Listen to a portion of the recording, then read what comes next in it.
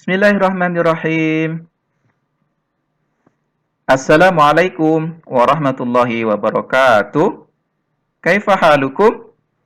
Anak-anak semuanya, hari ini kita belajar kembali bersama-sama. Semoga anak-anakku semuanya hari ini dalam kondisi yang baik, dalam kondisi yang sehat, tetap dalam lindungan Allah Subhanahu wa taala.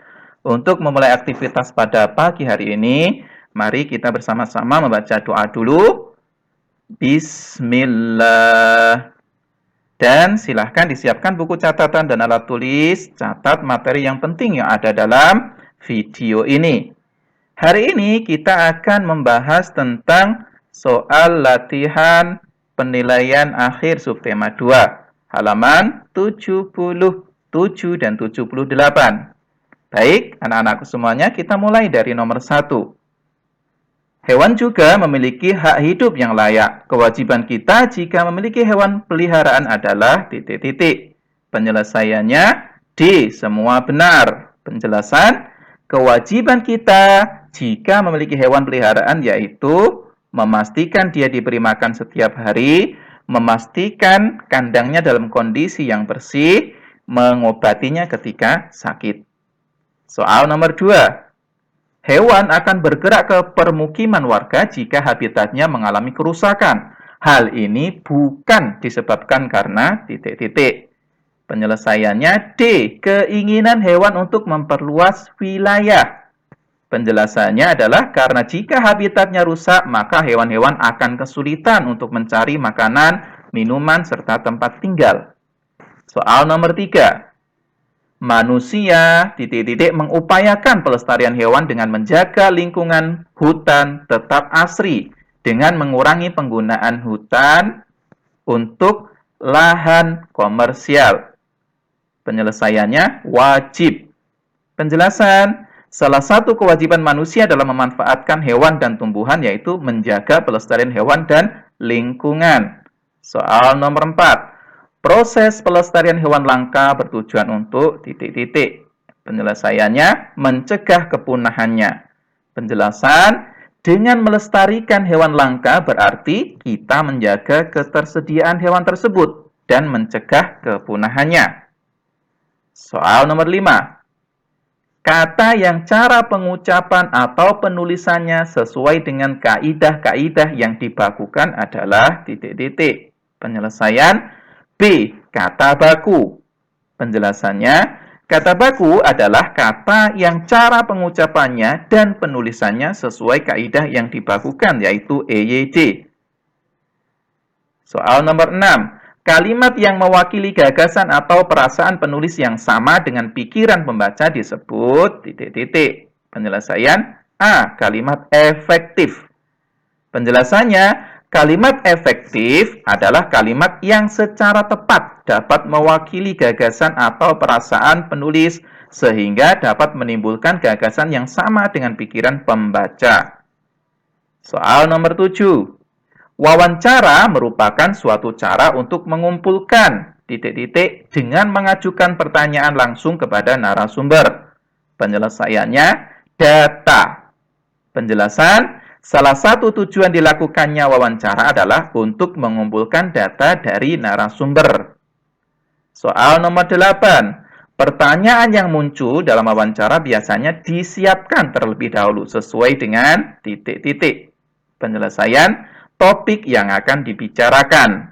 Penjelasannya, agar data yang diperoleh lebih maksimal, maka pertanyaan yang disiapkan sebelum melakukan wawancara harus sesuai dengan topik yang akan dibicarakan. Soal nomor 9. Gambar tersebut merupakan karya seni yang dibuat dengan cara ... Penyelesaian, mozaik, menempel. Penjelasannya, gambar tersebut merupakan gambar yang dibuat menggunakan kepingan biji-bijian yang ditempel menggunakan lem pada media mendatar.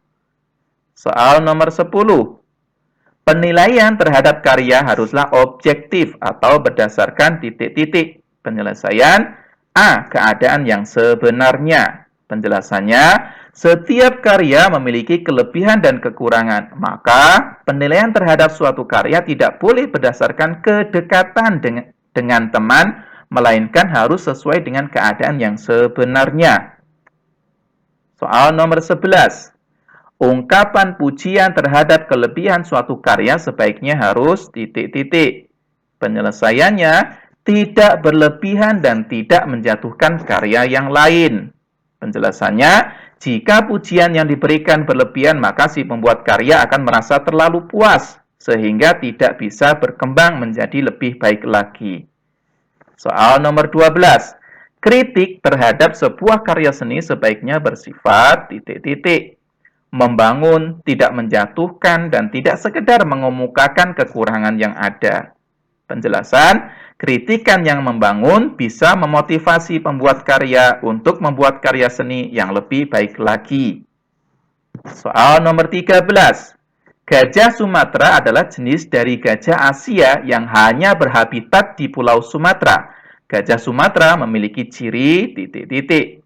Penyelesaiannya, berpostur lebih kecil daripada jenis gajah India. Soal nomor 14. Bentuk paruh burung berbeda-beda karena disesuaikan dengan titik-titik. A. Makanannya. Penjelasan, 1. Pemakan ikan. Yang kedua, pemakan daging, paruhnya. Yang ketiga, mencari makan di lumpur.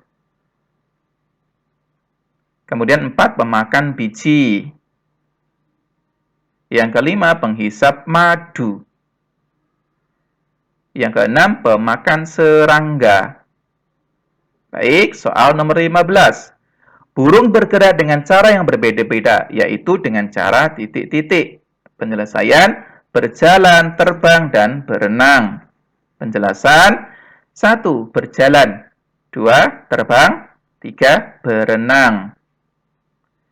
Burung onta berjalan, kemudian burung kakak tua terbang, kemudian bebek berenang. Soal nomor 16. Burung memiliki bentuk kaki yang berbeda-beda. Hal ini sesuai dengan titik-titik. Penyelesaian, B. Tempat hidupnya. Penjelasan, berenang dengan kaki, kakinya berselaput. Contoh bebek. Yang kedua, pejalan kaki. Yang ketiga, bertengger.